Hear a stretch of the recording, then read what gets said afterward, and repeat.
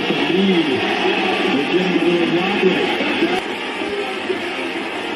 Justin Chapman rebound. Robbie Ryan for three. She hits it, and we are tied.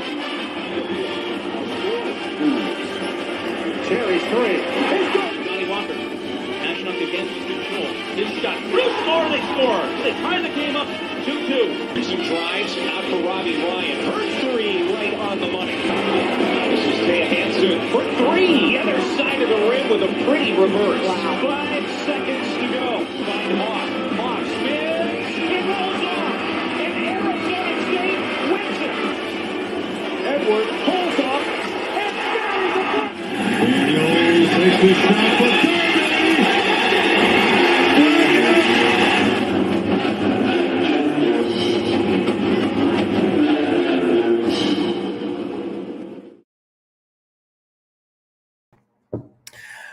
Yes, welcome into Pitchfork Lunch. I am Michael Caracino at Diablo00 on X, the artist formerly known as Twitter. I'm going to get better about saying that, just like it took me a while, as you Pitchfork Lunchers to know, to call Sun Devil Stadium Mountain America Stadium, because, yes, I've called it Sun Devil Stadium forever. But, yeah, look, one of my favorite little Pitchfork Lunch favorite here. I know I spilled a little water. That's because there's a hole in my lip. But anyway, got that going right there today. Nonetheless, it is happy Friday to all. We are getting going here on Pitchfork Lunch, and it is game day for the Sun Devils, the volleyball tournament. I kind of forgot to mention that. Yesterday was Thursday, and I knew it got started, but I was more, talking obviously ASU's matchup against Georgia.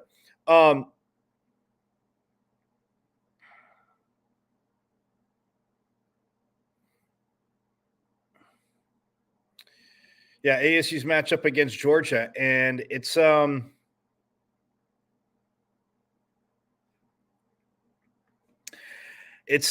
I said, a big day. But the tournament did kick off yesterday. I'll give you some scores in a second.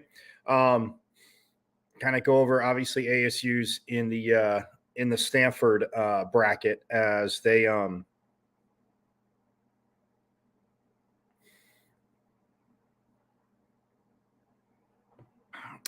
get set to go against Georgia. But, yeah, the bracket got going. Again, give you some results. Well, I shouldn't say the bracket. The tournament got going.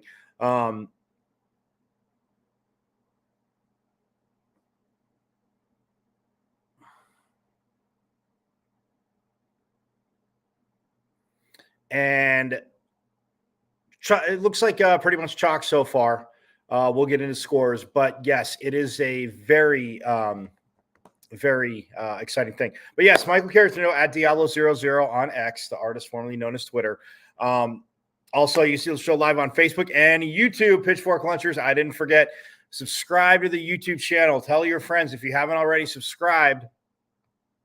Go to YouTube. You can search me. Go to M as in Michael, V as in Victory, C as in Cat, 005 on YouTube, and subscribe. There's some great interviews up there. Most recently, just had ASU football's assistant head coach and special teams coordinator Charlie Regal on. That was Wednesday. Yes. We had Charlie Turner Thorne on last week. We had JJ Van Neal on right before the Washington State and U of A matchups. Plus, we had him on in the beginning of the season. Like I said, Coach Van Neal, shout out, first coach to get into Pitchfork Lunch, and so grateful that, again, he could take the time, but B, to have him on the show. Ton of players from the volleyball team. You need to get more players from different sports. You've seen, obviously, out of football practice, Coach Mons has been on. Coach Bloomquist, head coach of baseball, had him on. Actually, he's been on twice. He was on a Pac-12 preview from the Super Bowl as well. And, always great to catch up with Willie Bloomquist again. The Devils had a heck of a season last year. Didn't fully end the way they wanted to, even though, yes, this is Pitchfork Lunch. And, homer aside, they deserve to be in the tournament. Yes, there was literally three teams. Three, but I went up to 6 teams that easily could have been replaced by ASU. So, like I said the other day, with the volleyball bracket, UCLA should be in there. Who are you taking out? There's 2 or 3 teams that I've seen I'd say maybe 4 teams that UCLA definitely should be in over, but they're not. That is the way the ball rolled. So, but for ASU, I mean, there was up to 6 teams, and actually 7 that ASU should have been in over, and it's but got to talk to Coach Bloomquist. Love the direction it's going. Got quite a few pitchers' arms get drafted, and he didn't know if they would, but guess what? They did, which again means you had the right ones. But Coach Bloomquist, Coach Mons, Coach Regal, Coach Winkworth from women's soccer has been on. You get what I'm saying? Natasha Adair from women's basketball, she has been on again. So subscribe to the YouTube channel again. M as in Michael, V as in Victory, C as in Cat 005 on YouTube. Subscribe. But yes, back to volleyball. They are playing Georgia today. It is at 4:30 on ESPN Plus. You guys know that because you've been checking it out. And it's going to be, again, it'll be a good matchup. Like I said, I feel obviously the Devils are the 5 seed. They should be favored.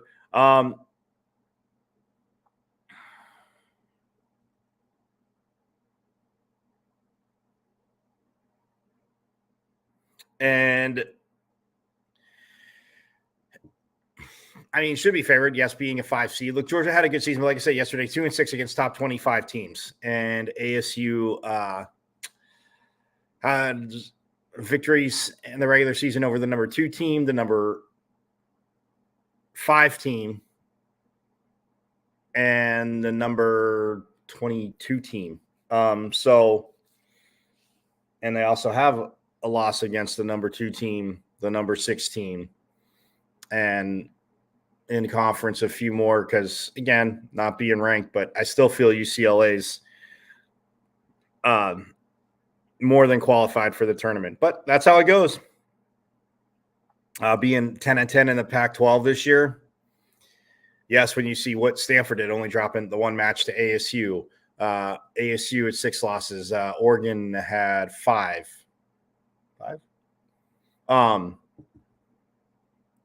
5 or 6, but still, I mean, 10-10.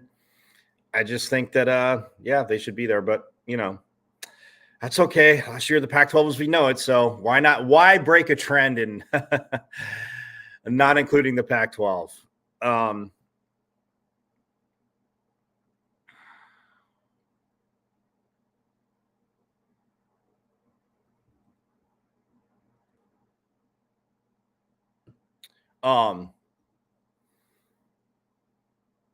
But yeah, that's the thing. Like, it's for ASU though with Georgia.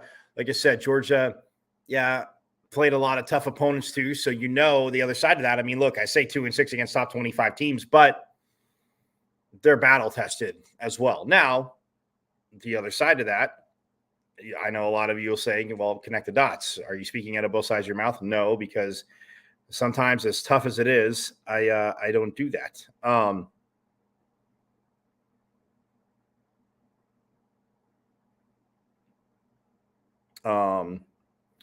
But yeah, they're tested, which is a good thing.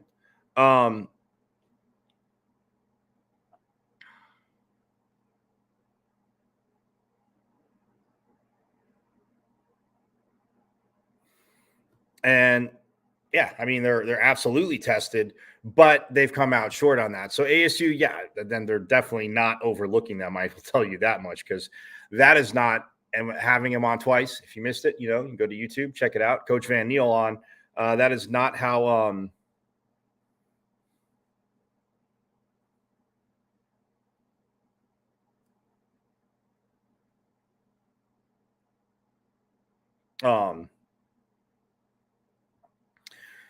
but yeah, they're not overlooking him. That's not how Coach Van Neal is built. That being said, though, it is going to be an interesting match against Georgia. I definitely, when you have a 6'5" middle that has done what she's done, again, you just got to get him out of system, make him move just a little bit. I mean, inevitably, it's crazy because you always say, oh, it's a games become a game of inches and stuff like that. And to the core of it, they do. But again, you just get half a step over to the right or left, and somebody's got to make a play. It's a set that isn't the best of sets that just goes over, gives ASU a free ball, as they say in the sport. But I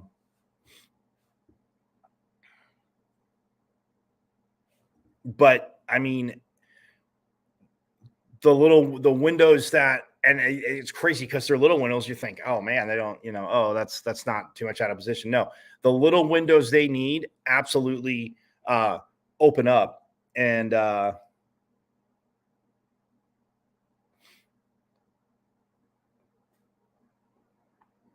absolutely open up. And it's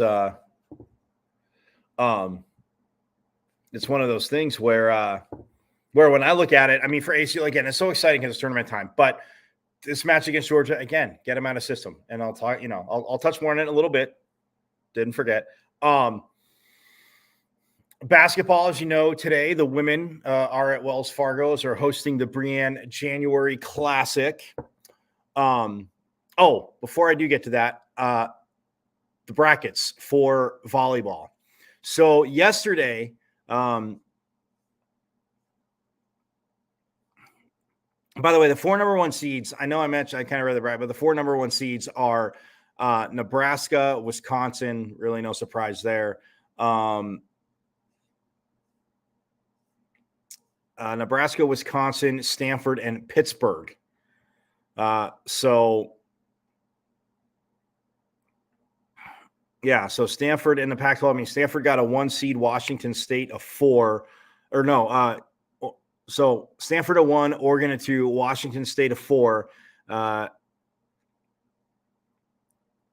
ASU a 5, and USC an 8. So in the Sweet 16, a quarter of the Sweet 16 could be the Pac-12 facing off against each other. Washington State, they take on Grand Canyon today at 8 o'clock, but Washington State could face Southern Cal, which, again, Southern Cal would have to beat UMBC as an 8 seed, thinking they should. But then they would face off most likely against number 1 Pitt. But you could get Washington State and USC on that side of the bracket in the Sweet 16. The other side, real quick, you could get, like I've mentioned a million times, I know, but you could get ASU and Stanford in the Sweet 16. So ASU would have to beat Georgia, and then a 4-5 matchup, again, pretty even. Face BYU and Provo tomorrow night at 7, by the way.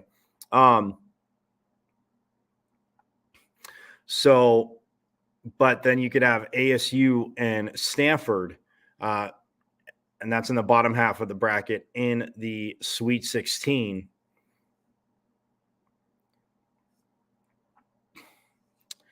And Oregon could get, Oregon, spoiler alert, they won their first match yesterday in 3 over Southwestern Louisiana. They will now, Hawaii actually with the upset, the 7-10. But Iowa State was the 7 seed, Hawaii the 10 seed, and they are going to take on Oregon tonight, actually, at 8 o'clock.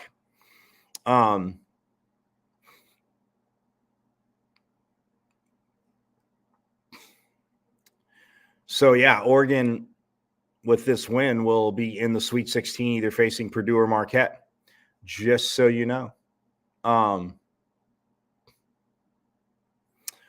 So look, yesterday Wisconsin won. They're a number 1 seed, like I said, in their bracket, on their side of the bracket. It's not like they just call it the Wisconsin quarter. Yeah, so that's the Wisconsin quarter, actually, where Oregon is, so they could see them in the Elite 8. So Wisconsin won yesterday. Miami, they beat University of Northern Iowa in 4. So Wisconsin will play Miami. Penn State beat Yale. And then Kansas swept Omaha. So Kansas will face off against Penn State tonight. Purdue beat Fairfield. Purdue will face off against Marquette, who beat Eastern Illinois. And like I said, the Hawaii-Oregon matchup. But the other, Texas won. They beat Texas A&M in 4. They were a 2 seed, A&M a 15 seed. Again, that's another team I definitely thought SEC that got the nod over UCLA. UCLA could have been over them, but whatever. More to get to. So, yeah, Texas beat A&M in 4, and then SMU beat Texas State. So, like an all-state matchup there. So Texas take on SMU today at 6, and then that's the only part in the Stanford quarter. And then number 2, Louisville beat Western Michigan in 4. Louisville beat Wright State in 4. They're the number 2 seed, and then they beat Western Michigan beat Auburn, another 7-10 upset there. Again, Auburn got a 7 seed. They were ranked all year, blah, blah, blah. Again, tournament people say, well, it's one match. Well, Auburn, again, UCLA, that's my point. But Western Michigan swept them in 3. So they will take on Louisville at 5 tonight, and that Texas SMU is at 8 tonight. All the games on ESPN Plus, just so you know. But, yes, the Devils get going today at 4:30. So just kind of want to give you some bracket semblance there. Now, women's hoops, like I said, the Brienne January Classic as they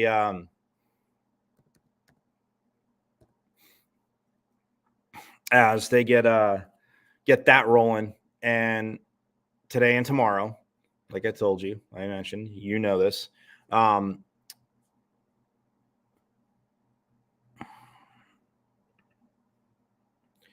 6-2 for head coach Natasha Adair. Again, getting that early season, yes, worthless broadcast staff facts, but this is what this relates to. But, the Pitchfork Lunch Mojo, you guys know it. You love it. It is here. But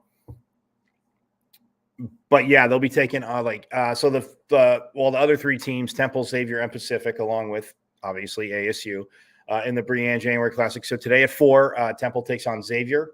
And then at 7 o'clock, like I mentioned, get out, see the Lady Devils. They take on Pacific at 7 p.m. tonight at Desert Financial Arena. And then tomorrow at 1 p.m., Pacific takes on Temple. And then ASU at 4 to close it out, we'll take on Xavier.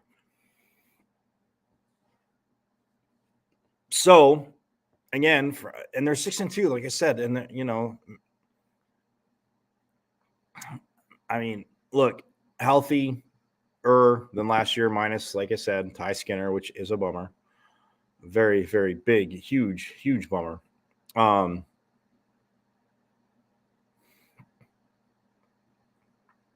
But to have Maggie Besselink back,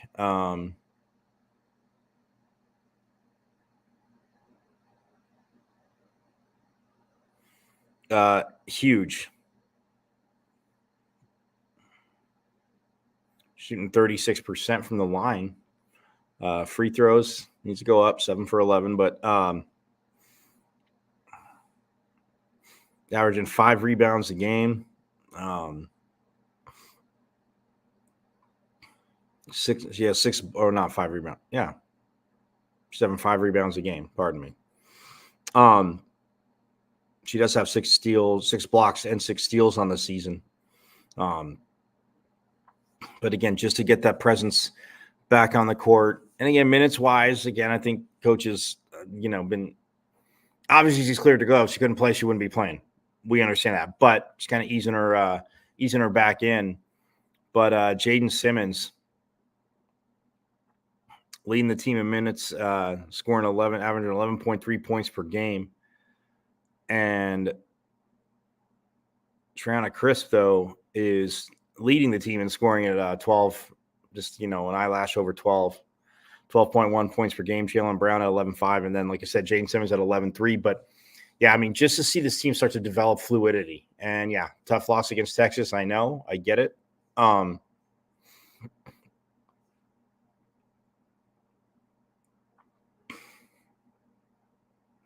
They're outscoring their opponents on average 68.3 to 62.3, so literally a +6 in that.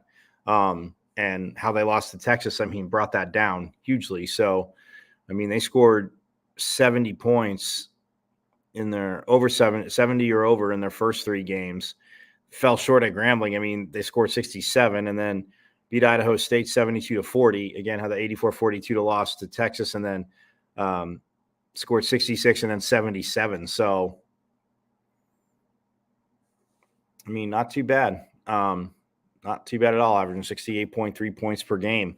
But again, we got to get out and see him play. And yeah, I mean, defensively, yes, you got to, lock things up, move the ball. But I think, and having players out there to develop, or Coach Hurley talked about, obviously develop the chemistry. And yes, there's practice, getting it down in practice, but in games, obviously adjusting in games, getting it and understanding where, somebody, likes a pass or where you need to put the ball.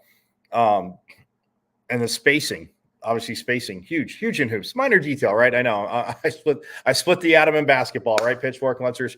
It's all about the correct. You got to get the right spacing down. That being said, but yeah. So again, 7 o'clock tonight, 4 o'clock tomorrow. Get into a little more of that transfer portal. It goes live on Monday. Yes, today is the first, so fourth Monday. So the transfer portal players have entered. Jordan Clark decided to enter the transfer portal. And it's, I mean, I see quite a few more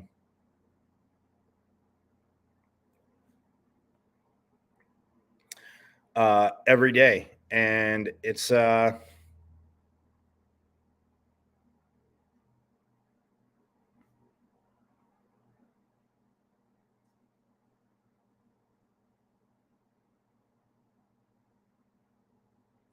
Jalen Conyers entered the transfer portal.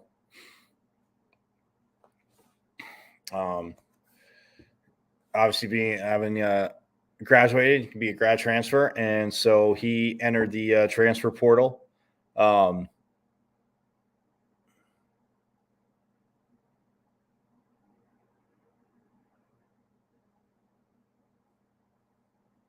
mean, his career at ASU, 74 receptions, 846 yards, 6 touchdowns during his time, like I said, with the Sun Devils.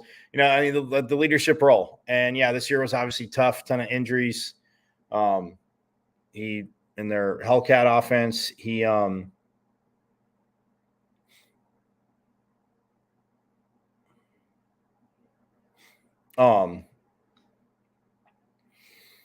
some success. But, yeah, it's we'll see. Jordan Clark as well, like I mentioned, entered the transfer portal for the Devils.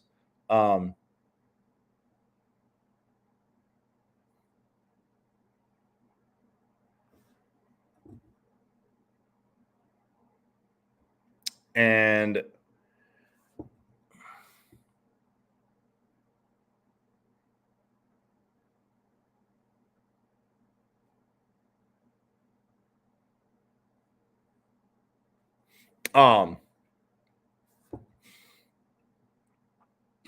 but yeah, I mean, look, it goes live on Monday. We'll see. Obviously, guys, we'll see.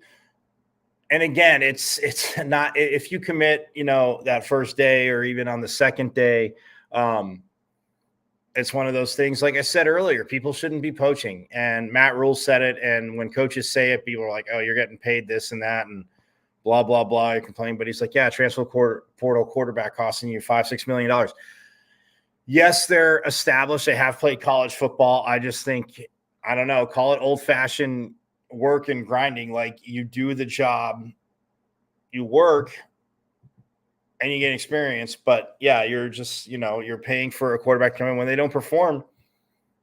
I mean, if they don't perform, if you don't, and yes, a team winning a national title, and, not every single player on every roster is making that kind of money. I understand that. But, and I'm all for it. I just think it's insane that, schools start collectives and people are just donating. You're basically just figuring out how much you're going to pay a player in the transfer portal to come over. Now, it's even with an incoming freshman. It's like, yeah, you go out, grind, prove it on the field.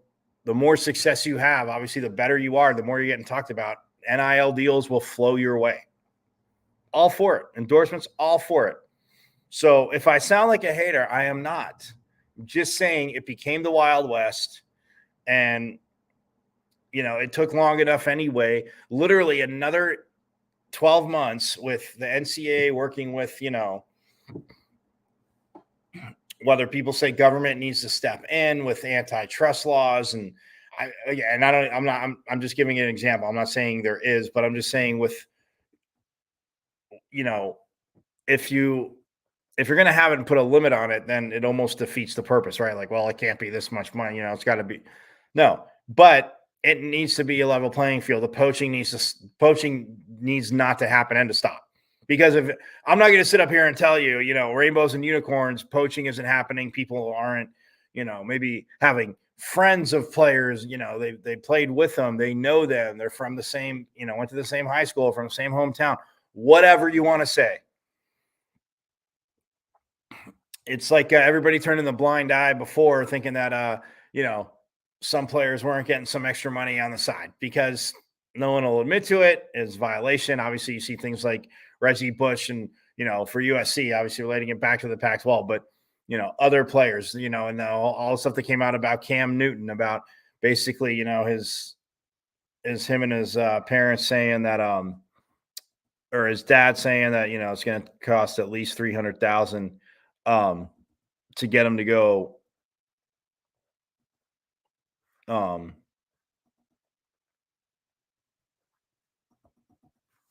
um,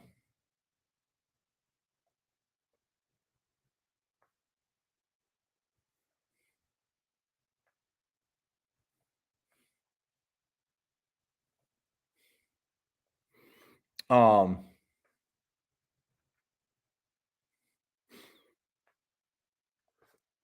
but the poaching needs to stop, because inevitably, again, and it's not a violation, obviously, quote unquote, if hey, if another player, if we're friends, we, whatever, we talk on the phone, this and that, he says, hey, I mean, yeah, but if they're, for somebody sitting right there, a coach, a booster, whatever, like, it's stuff that, and again, I'm not saying it goes on, obviously, all over, but it's still one of those things where, hey, if you, like I said, don't think it's going on, or saying, oh, it didn't happen, and just when investigations come out, oh, well, see, they were doing it, but nobody else is mentioned, so that's why these programs, the pressure, that's why they were winning. If you were if you were an Eskimo, I could sell you ice. Like my dad's friends used to say it to me all the time. But still, it's one of those things where, no, I'm not saying it's happening all over. And yeah, guys want to get out, and if a guy doesn't, if they don't gel with the coaches, like their position coach, mostly like they thought they would, or just the overall head coach, or the team, or their role. I mean, I'm not saying there's not circumstances. You get one free transfer, and then you get your grad transfer. So NCAA has pretty much shown you are not getting a waiver just for being unhappy. So you can transfer again, but you're not getting a waiver. You are going to sit out a year, just like they had to do before. So that is, and like I said, we'll get to it, but Jalen Conyers, Jordan Clark in the transfer portal. Haven't seen anything, or I mean, I didn't think you would, but again, it's not like they're not like you're going to ask or talk about it. Um,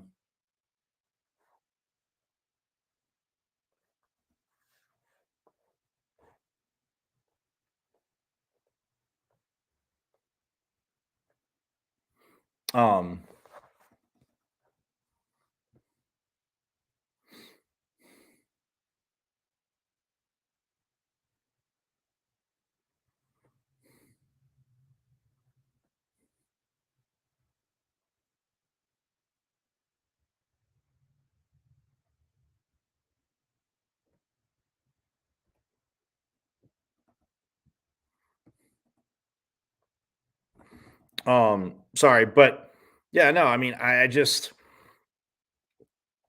um,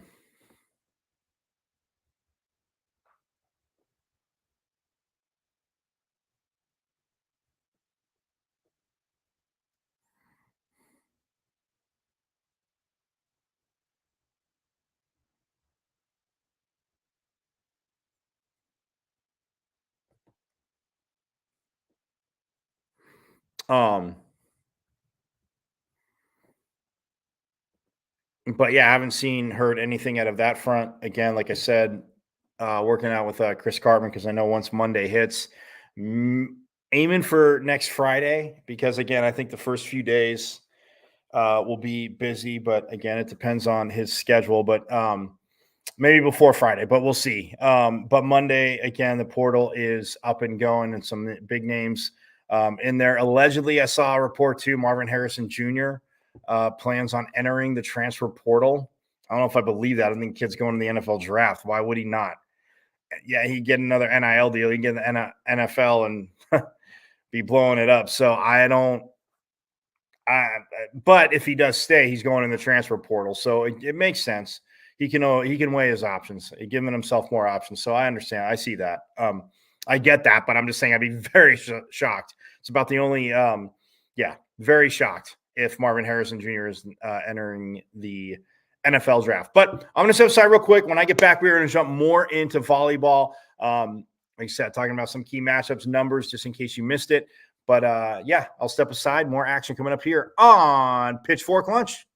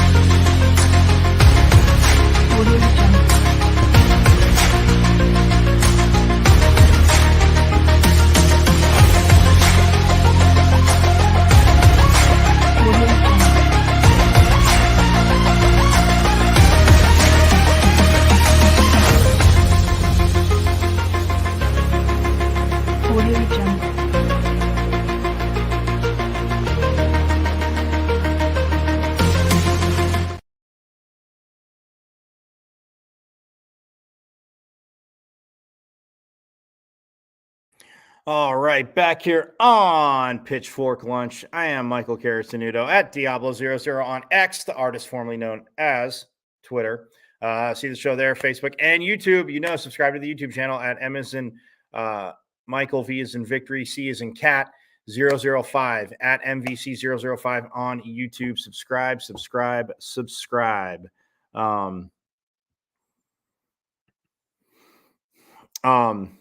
But yeah, volleyball again, getting going against Georgia, and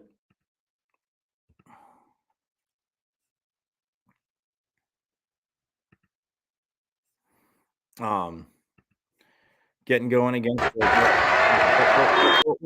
Sorry, hold on. Getting going against Georgia. Um, and they, like I said, they're number 5. Georgia's a 12 seed. Georgia 2-6 against top 25. Already told you. But like I said, I mean, this lineup, what they have done all year, and yes, I know geek out obviously about the ace numbers and all that good stuff. But that being said,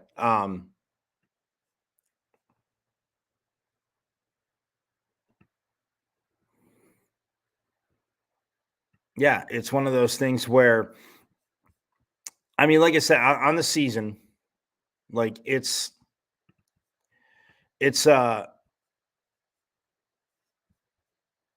they they showed how they started. I mean, you just think of, I mean, who I've talked about obviously a ton. I mean, Marta Levinska again was on the All Pac-12 team.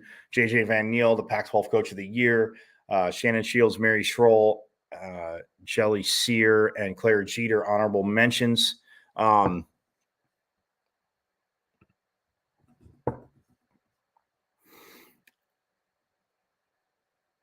But this is a team, like I said, I mean, being a number 5 seed, obviously they're in 26-6 overall. You know, there's 14-6. The matchup with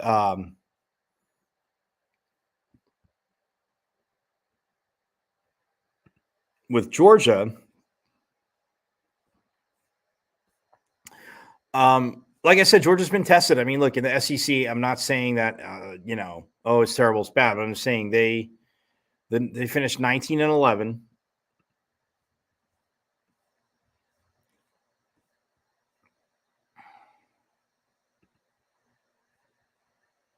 And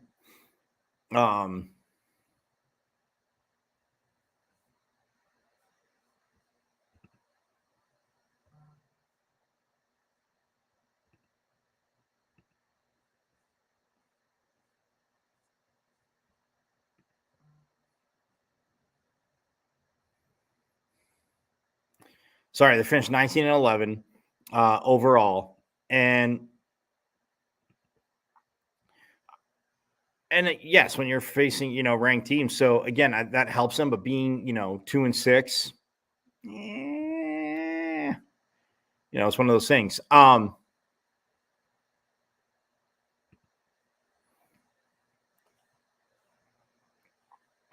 But they do have to travel out to Provo. And I mean, they were 10-8 in conference. Like I said, taking advantage of teams that, okay, they should have beat 12-3 at home, a very good home record, 5-6 away, 2-2 neutral site. So yeah, I mean, average there. But when we look at their I mean, some of the matchups, obviously, and then stat wise, like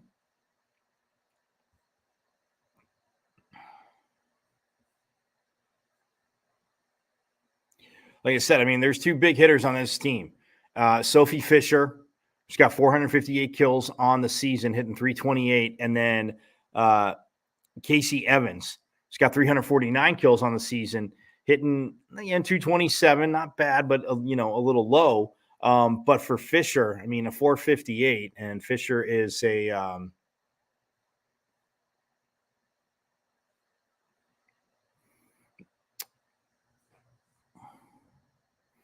actually, she's from South Carolina, but I mean, she's a 6'5" middle blocker.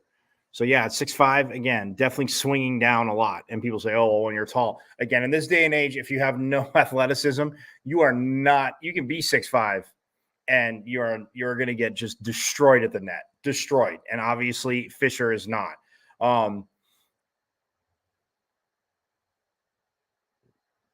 And she was actually just recently named the SEC Player of the Year, which is the second in Georgia's history. But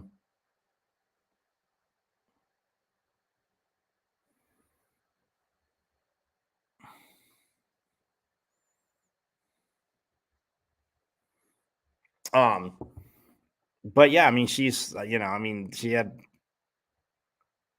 She had 2 22 kill matches this season against Arkansas when they were number 8 in South Carolina as well. Led the team in double-digit kill match. Again, you get what I'm saying. Obviously, Sophie Fisher is a a beast to deal with, nonetheless.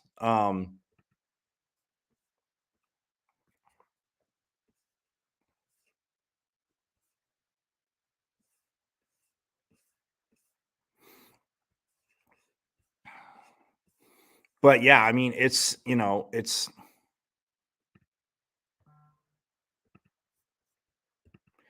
it's a team that, yeah, like I said, I mean, they can.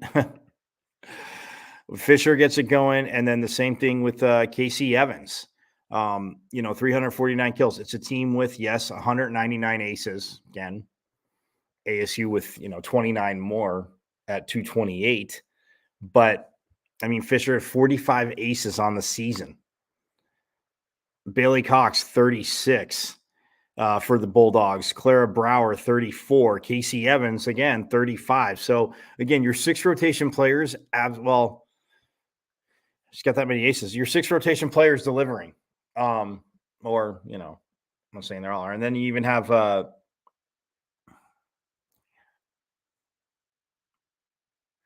Anna Julia Bleeker with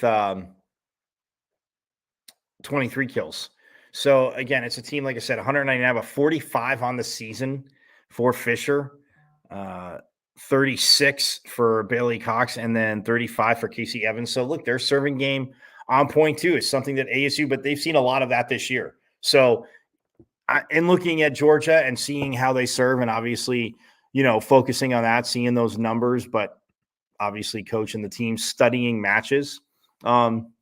Yeah, I mean, you can expect some of this. This is actually from the Oregon match. He is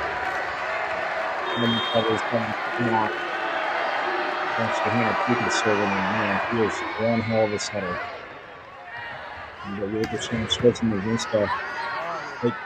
And this is with the ASU, and this is number 16 in the country. They lost to when she gets that set off the net, she is very, very dangerous. And now, and then you'll see. You know what this is? It's 4 punches. Bam.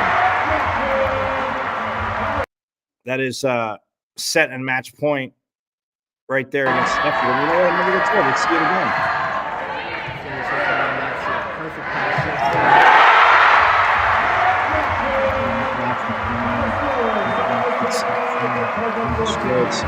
And we beat Stanford in 3. So again, let's pull 2. There's a ton I could have put up there, but the Stanford one. Show you Oregon again. You set Marta Levinska off the net. I mean, and again, we have a 6'5" middle blocker. I mean, Claire Jeter, Maddie McLaughlin. They'll have their hands full. They'll be busy. And I mean, whether Jelly Sears up front with them, Shannon Shields, as well. When it's her turn, I mean, she does have obviously blocks this season.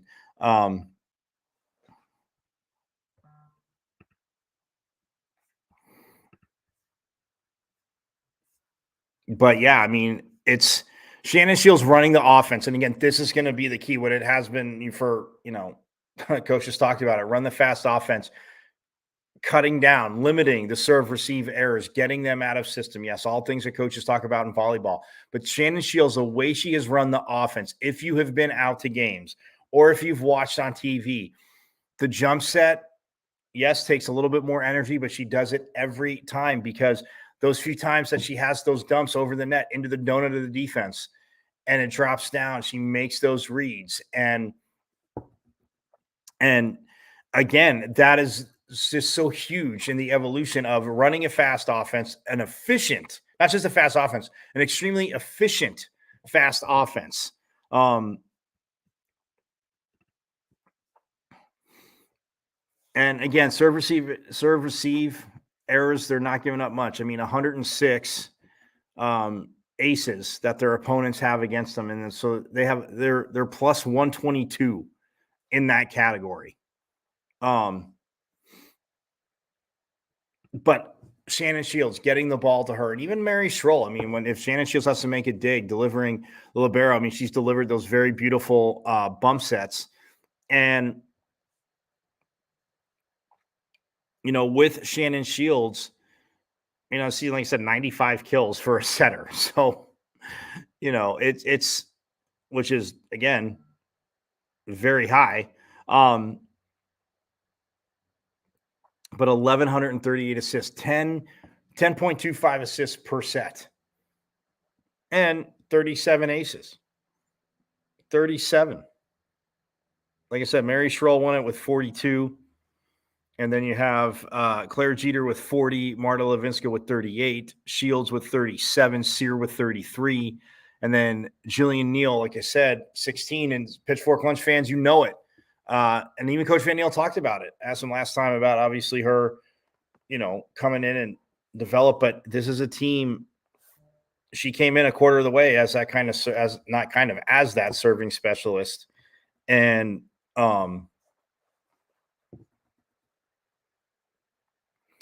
look, did her job. So this is an awesome matchup. Like I said, Georgia, 199 aces again, not a bad year. 228, obviously better. 228, like I said, I'm going to say it again because this is insane.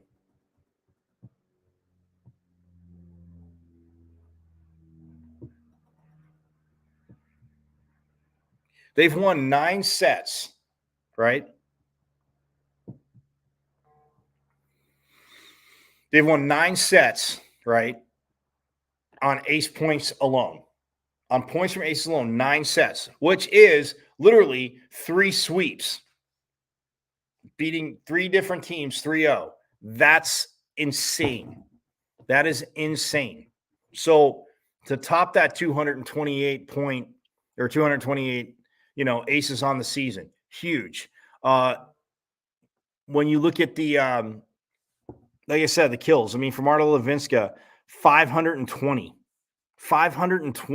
for Levinska, 293 for Jelly Sear, 229 for Roberta Habello, 184 for Claire Jeter, 104 for Maddie McLaughlin. Like, you see what I'm getting at. 95 again for Shannon Shields. Like, yes, obviously Shields isn't going to be your main attacker with the offense she runs. I know that. But look, for volleyball, it is awesome. So support this team. Check them out, 4:30 on ESPN Plus, and they'll have a match up.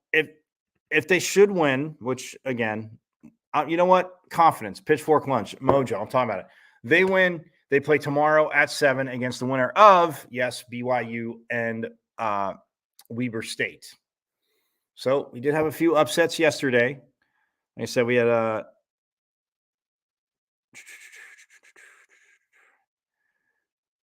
We had a 10 beat a 7, 2 10s beat 2 7s yesterday. 3 10s, 3 of the 4, 3 10 seeds. So Baylor beat James Madison yesterday. James Madison was 7. Baylor beat him in 3. Like I told you, Hawaii beat Iowa State. Iowa State being the 7, Hawaii the 10 in 4. And then Western Michigan beat Auburn in 3. They swept them. So SMU is the lone 7 seed left. Look at it that way. SMU is the lone 7 seed left in this. And so 3 of the 4 10 seeds went down. So again, a 4-13 matchup. Weber State taking on BYU again in Provo. It's going to be rocking there. But yeah, we'll see what ASU does against Georgia. ASU wins this match. It'll be a challenge, but look, the way they play, what they have on the court, you heard it here on Pitchfork Lunch. And, I just have the most utter faith in this team. So I'm going to step aside real quick. On the other side, going to wrap up with a little more transfer portal talk and men's and women's hoops coming up for the weekend. So again, stick with me. Quick break. We'll be back after this here on Pitchfork Lunch.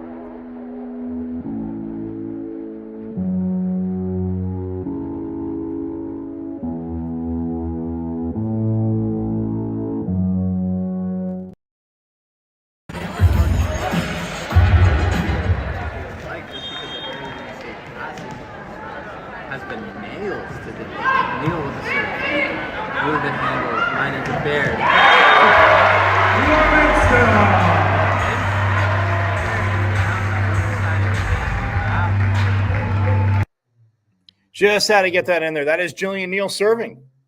Actually, before we get to wrap up, but yeah.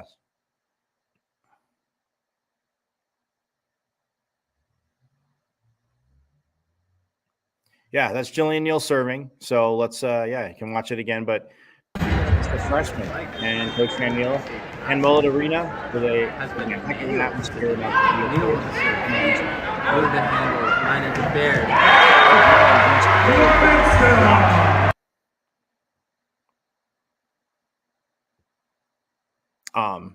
Marta Levinsky there with the block. I'm going to be quiet. Watch it this time. Has been nailed today. Neal with the serve. Smooth and handle. Line into Baird.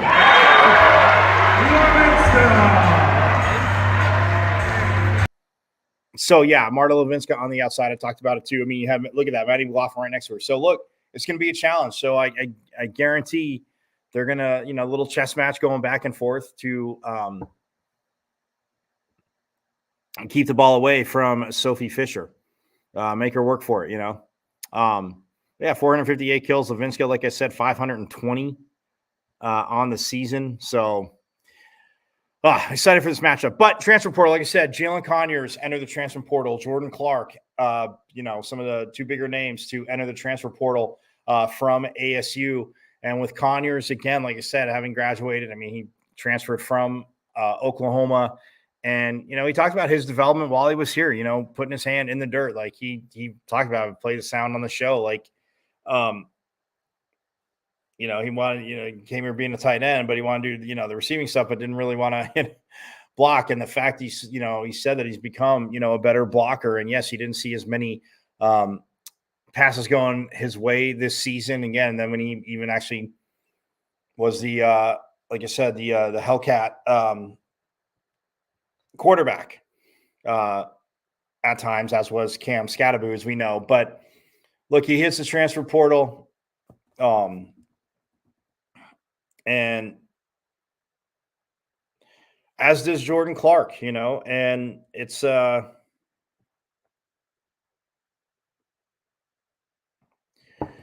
Conyers, and I'll read you his what he said to posting his like I said, his that he's letting everybody know he's going to the transfer portal. But he said, first off, I just want to say thank you to everyone at Arizona State University for making my experience here memorable and enjoyable. To all of the professors and academic support staff that helped me during my time here, I am so grateful for your help in assisting me earn my degree and graduate from ASU. It says thank you to Coach Brenneman and Coach Herm for giving me the opportunity to come to ASU. I would also like to thank Coach Wood and Coach Aguano for providing me a chance to show what I can do. To Coach Dillingham, Coach Mons, and Coach Wade, thank you for helping me to continue turning myself into the player. And man, I want to be all while challenging, encouraging, and believing in me. To my teammates, thank you for the opportunity to fight, grind, and compete with y'all these last 3 years. Lastly, thank you so much, Sun Devil Nation, for the love and support, for all the fans that listen to my podcast, businesses that I work with, and kids that I have had the privilege of being a role model for. I cannot thank y'all enough for what y'all have done for me. I will forever be a Sun Devil. With that being said, after a lot of talking with my family and prayer, I've decided that I will be entering the transfer portal as a grad transfer with 1 year of eligibility remaining. I look forward to what God has in store for me and the opportunity to head Jalen Conyers. So, look, that's what Conyers said. And I mean, like I said, nothing from Rashadi at a quarterback coming back that show, at times, okay. And Coach Dillingham said it, you saw it here on post-game pressers. Every now and then, he's a freshman. Like, there were freshmen.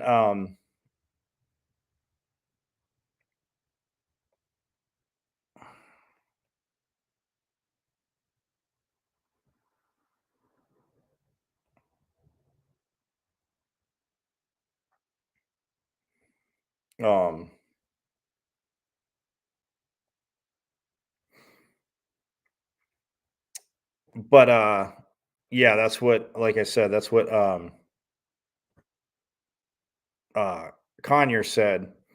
And then Jordan Clark also, like I said, he entered the transfer portal, and his statement was, "This is insane for me to even write, but I just want to say thank you. My time here has been without a doubt the best years of my life. Through everything that has happened, Tempe has become home for me. Through every adverse situation and personal battle, I've moved closer and closer to the man I've always wanted to become. Thank you to every teammate that I've had here. The memories that we've made are moments I'll cling to forever. Thank you for all the coaches. Thank you to all the coaches, pardon me, that poured into me while I've been here. Your energy and efforts have helped me evolve as a man as well as a player. And finally, thank you to Arizona State University and Sun Devil Nation. Every time I laced them up, I gave you all that I had. With that being said, I will be entering the transfer portal with 1 year of eligibility left. Jordan." So, and again, players, I've wrote those, and it is heartfelt. If you've been around the guys, like, some guys are like, "I'm entering the transfer portal," and don't anything. And hey, that's their prerogative. But, for Jordan Clark, Jalen Conyers, it's a choice. Like I said, it opens up on Monday, and we'll see what happens. Like I said, I'll be interested to see guys who sign fast. It has nothing to do with conspiracy theories, but it's just a fact of life. NIL and transfer portal should have been there. They never should. Look, I'll say this. If you've heard me say it once, you've heard me say it a million times. And a lot of people have said it. It's not like it's, like I said, the splitting of the atom thought. But coaches were always able to leave. The whole, 1 foot out the door thing. They get there, they want to build it. Yeah, they want to win. They're there for a few years, they're winning, and then boom, the bigger job comes along.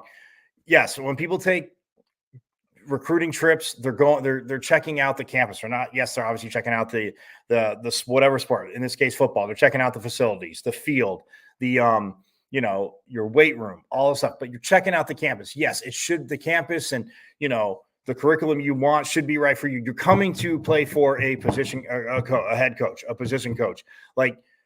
And it's not, it's not like in high school when you're playing on, certain club teams, like, oh, my friend plays there. You know what? I'm going to go over play because, yes, you might have former, schoolmates on your team, friends that are on the team, but you're coming for a coach. You're coming for what the system, what they're doing, how they've developed players. How can they, challenge you, but develop you to get you to that next level, wanting to play, obviously, in the NFL. So you're playing for a coach. When a coach left, a player should have been able to transfer. And look, if they wanted to put in a rule, because it should be about the campus, they want to put in a rule, you can transfer, but you are not transferring to where that head coach went, which I still think would have been a bunch of crap. That being said, you could have done something like that in NCAA. Guys had to sit out for a full year when a coach could take a job and just start coaching, 3 weeks later.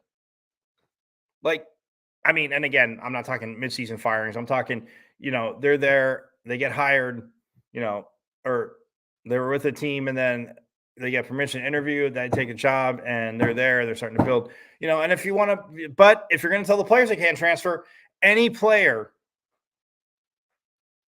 that had verbally committed, they can uncommit. You're not signing them, where you could have put a rule in place like that. If it would have got pushed back, well, then don't leave, or let your contract run out. Don't re-up, let your contract run out, and then you can move on. Again, it was all against the players of every sport. You know me. I'm not just talking big sports. Of every sport, it was against the players. But coaches, boom, boom. School gets sanctions, players transfer because they had nothing to do with it. For the say incoming freshmen had nothing to do with what the last coach did. But now they can't do anything because of that. So yes, things could have been done. We'll see who ASU picks up in the transfer portal. We'll see how it rolls out. And again, if we have quite a few signings, I'm going to aim for next Friday for Chris Cartman. You know him, the publisher of Sun Devil Source for 24/7 Sports. He didn't enter the transfer portal. He's still here, friend of the program. Love having him on, his insights to it. And I know, yes, the NIL is part of it, but Jemiah Neal said something interesting. I want to leave it. It's going to be a tease for next week. Jemiah Neal, and I'll find the sound and I'll play it again because I haven't. He said something very, very interesting. And about, NIL and, to the transfer portal and NIL. Something very, very interesting. I played here before. I will play it next week before Chris comes on. That I promise you. But hey, everybody, have a great weekend. ASU first serve is up in 3 hours and 25 minutes. ESPN Plus. Hey, cheer them on. I know. Streaming at the TV. My mom and dad always says, they can't hear you. They can. They can hear the energy. Check ASU out. 4:30. Coach Van Neal. Pac-12 Coach of the Year, JJ Van Neal. Go get them.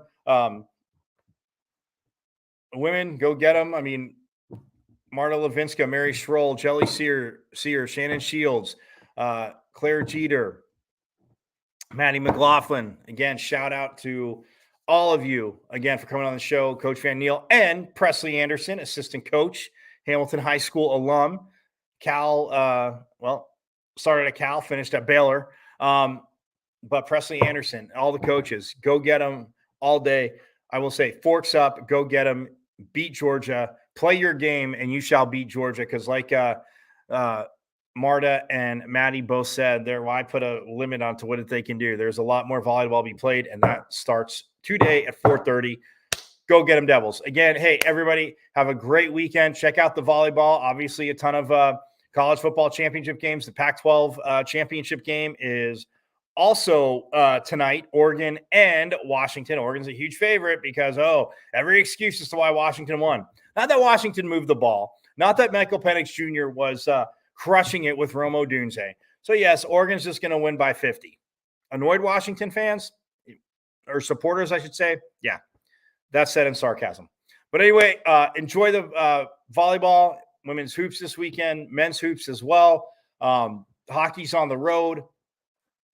But enjoy the volleyball, enjoy football conference championships, and let's go, Lady Devils. Go get them. Beat Georgia. And fans, you know it. Have a great weekend. I'll see you Monday. Same bat time, same bat channel.